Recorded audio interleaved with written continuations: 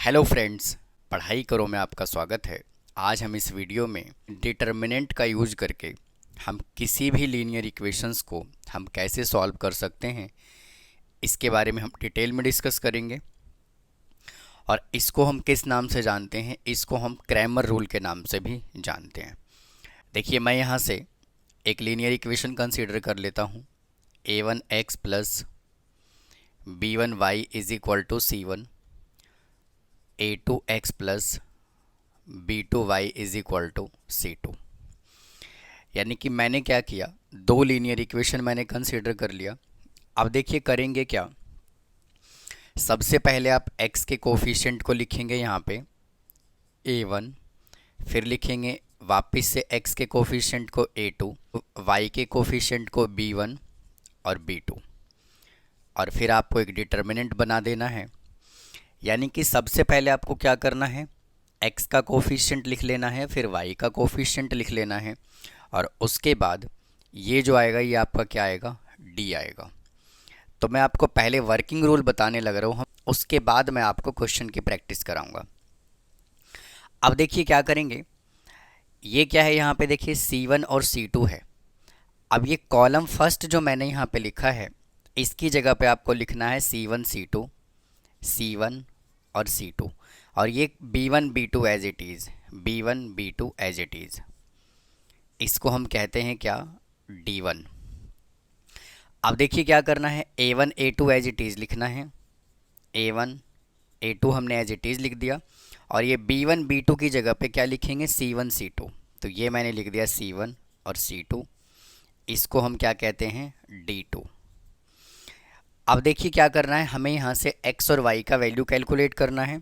तो फॉर्मूला आप अप्लाई करेंगे, x is equal to d1 divided by d, और y का हमें वैल्यू कैलकुलेट करना है, तो क्या करेंगे, d2 डिवाइडेड बाई d। अब ये देखिए d है क्या, यहाँ पे जो d है ना, यहाँ पे वो क्या है, determinant. d stands for determinants.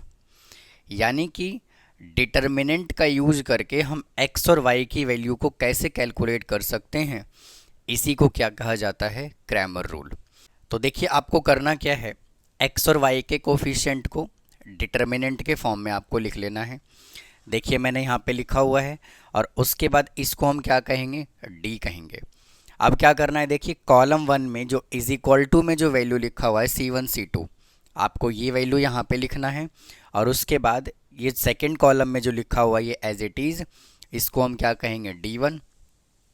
वापस से देखिए, ये फर्स्ट कॉलम तो एज इट इज़ लिखना है, और सेकंड कॉलम में जो इज इक्वल टू में है वो लिखना है, इसको हम क्या कहेंगे, d2। देखिए फार्मूला क्या अप्लाई करना है, x is equal to d1 upon d और y is equal to d2 upon d।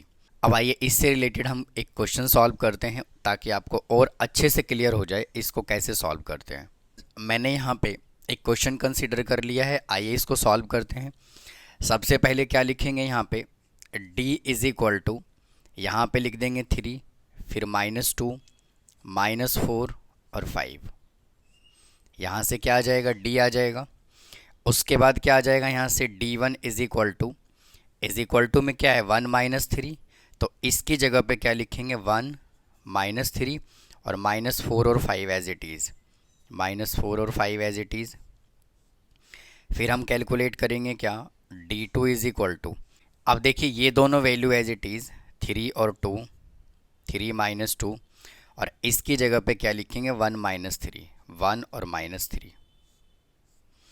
अब देखिए क्या कर लेना है, तीनों का हमें क्या करना है, डिटर्मिनेंट कैलकुलेट कर लेना है। तो कैसे कैलकुलेट करते हैं, 3 × 5, यहाँ साइन माइनस का आता है, -2 -4, -2 -4, 15 -4 2 जा 8 इज इक्वल टू कितना आ गया, 7। अब यहाँ पे देखिए क्या है, जो अपना d आया है वो क्या है, नॉट इक्वल टू 0 है। अब देखिए इसकी बात करते हैं, इसको इससे मल्टीप्लाई कर लेंगे, आ जाएगा 5, साइन माइनस का, इसको इससे मल्टीप्लाई करेंगे, -3 × -4, 5 -12 इज इक्वल टू कितना आ गया, -7। फिर देखिए इसको इससे मल्टीप्लाई कर लेंगे, 3 × -3 और -1 × -2 -9 + 2 = कितना आ गया यहाँ से -7। हमें यहाँ पे देखिए क्या फॉर्मूला अप्लाई करना है, x = d1/d और y = d2/d।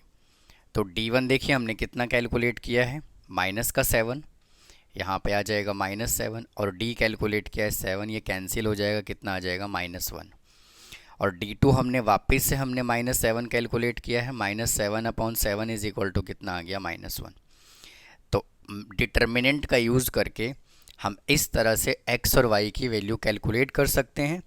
इसी को क्या कहा जाता है, क्रैमर रूल। मैंने यहाँ पे 3 एग्जाम्पल मैंने और कंसीडर किया हुआ है, इसको भी देखिए समझते हैं। सबसे पहले आपको डी डिटर्मिनेंट बना लेना है। x का कोफिशिएंट है 2, y का कोफिशिएंट है 3, फिर देखिए 5 यहाँ पे आ जाएगा और यहाँ कितना आ गया 7। फिर आपको D1 डिटर्मिनेंट बना लेना है। क्या देखिए 2 और 5 की जगह पे क्या लिखेंगे, 1 और 2, यहाँ से आ गया 1 2, और 3 7 as it is, 3 7 as it is. अब आपको बना लेना है क्या, डिटर्मिनेंट 2 = 2 और 5 as it is, 2 5 as it is. 3 7 की जगह पे क्या लिखेंगे, 1 और 2, ये मैंने लिख दिया 1 और 2। अब देखिए इनका डिटर्मिनेंट कैलकुलेट कर लेंगे। 7 2 जा 14 -5 3 जा 15 = कितना आ गया -1। यहाँ पे भी d क्या है, नॉट इक्वल टू 0। अब देखिए यहाँ पे कैलकुलेट करना है d1। 7 को 1 से मल्टीप्लाई कीजिए, 7 साइन आ जाएगा माइनस का, और 2 3 जा 6 = कितना आ गया 1। अब देखिए इसको इससे मल्टीप्लाई करेंगे, आ जाएगा 4 -5 को 1 से मल्टीप्लाई करेंगे 5, यहाँ से आ गया -1। अब देखिए x = क्या फार्मूला होता है, d1/d = d1 देखिए हमने क्या कैलकुलेट किया 1, और d कितना कैलकुलेट किया -1। जब आप इसको सॉल्व करेंगे तो क्या आ जाएगा -1। y = क्या फार्मूला होता है, d2/d = d2 हमने कितना कैलकुलेट किया -1, और d कितना कैलकुलेट किया -1। इससे कैंसिल हो गया, आंसर क्या आ जाएगा इसका 1। तो ये देखिए हमने एक एग्जाम्पल और सॉल्व किया। अब देखिए मैं यहाँ पे क्या लिख रहा हूँ, d नॉट इक्वल टू 0। जब यहाँ पे d = 0 आ जाता है तो हम कंसिस्टेंट और इनकंसिस्टेंट कैलकुलेट करते हैं। तो कंसिस्टेंट और इनकंसिस्टेंट का जो टॉपिक है मैं आपको दूसरी वीडियो में बताऊंगा। मैं यहाँ पे सिर्फ सिंपल क्रैमर रूल आपको बताने लग रहा हूँ। इसमें कोई भी डिटर्मिनेंट की वैल्यू यहाँ पे 0 नहीं आएगा, क्योंकि देखिए अगर यहाँ पे 0 आ गया, मैं थोड़ा सा आपको कॉन्सेप्ट बता देता हूँ। क्योंकि देखिए अगर यहाँ पे 0 आ गया तो x = क्या फार्मूला होता है, d1/d, यानी कि x = d1, मान लीजिए d1 ही रखता हूँ मैं, और d की जगह अगर मैं 0 पुट कर देता हूँ तो क्या हो जाएगा, नोट डिफाइंड हो जाएगा। तो इसके बारे में हम डिफरेंट वीडियो में डिस्कस करेंगे। अब आइए एग्जाम्पल नंबर 3 सॉल्व करते हैं। वापस से देखिए d डिटर्मिनेंट बना लीजिए आप, d = 3 1 -4 और 2। d1 क्या आ जाएगा, यहाँ से 3 और 1 की जगह पे क्या लिखेंगे, 1 और 7, यहाँ से आ गया 1 और 7, और -4 और 2 एज इट इज़, -4 और 2 एज इट इज़। अब देखिए d2 कैलकुलेट करेंगे यहाँ से, तो देखिए 3 और 1 की जगह 3 1 एज इट इज़, और -4 और 2 की जगह पे 1 और 7। अब यहाँ से डिटर्मिनेंट कैलकुलेट कर लेता हूँ, 3 2 जा 6, -4 × 1, 6 + 4 = कितना आ गया यहाँ से 10, 2 1 जा 2, -4 × 7, तो 2 + 28 = कितना आ गया 30, 7 3 जा 21, -1 × 1 = कितना आ गया यहाँ से 21 - 1 जी =20। तो उम्मीद है आपको समझ आ रहा होगा। अगर आपको कोई डाउट है तो प्लीज़ कमेंट बॉक्स में कमेंट ज़रूर करें। अब आइए देखिए यहाँ से x = कितना आ जाएगा, d1/d, और D1 हमने देखिए कितना कैलकुलेट किया है 30, 30 डिवाइडेड बाई D कितना कैलकुलेट किया 10, इससे कैंसिल हो गया, आंसर कितना आ गया 3। फिर देखिए y इज इक्वल टू क्या फार्मूला होगा, D2 upon D is equal to D2 हमने कितना कैलकुलेट किया 20, D कितना आया 10, ये कैंसिल हो गया, कितना आ गया 2। अब आइए इस एग्जाम्पल को और सॉल्व करते हैं। वापस से क्या करेंगे, डिटर्मिनेंट बना लेंगे इसका 2, 3, 3 और -2।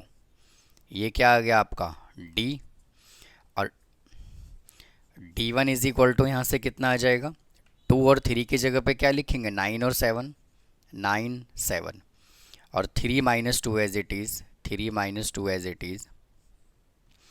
फिर देखिए यहाँ से D2 कैलकुलेट करेंगे तो क्या आ जाएगा 2 और 3 as it is, 2 3 as it is, और 3 -2 की जगह पे क्या लिखना है 9 और 7, यहाँ से आ गया 9 और 7। अब देखिए 2 2 जा 4 माइनस का, -9 इज इक्वल टू -13, 9 2 जा 18 माइनस का, -21 इज इक्वल टू -39। इसको इससे मल्टीप्लाई करेंगे 14 -9 3 जा 27 इज इक्वल टू कितना आ गया -13।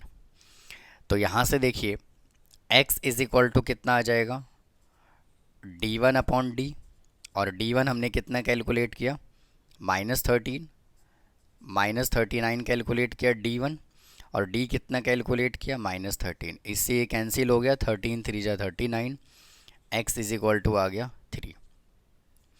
y is equal to formula क्या होगा D2 अपॉन डी, D2 हमने कैलकुलेट किया -13 और D आया कितना 13, इससे कैंसिल हो गया, तो यहाँ से y इज इक्वल टू कितना आ गया -1। यहाँ पे जो भी इक्वेशन हमने सॉल्व किया है वो सभी के सभी 2 × 2 ऑर्डर का था,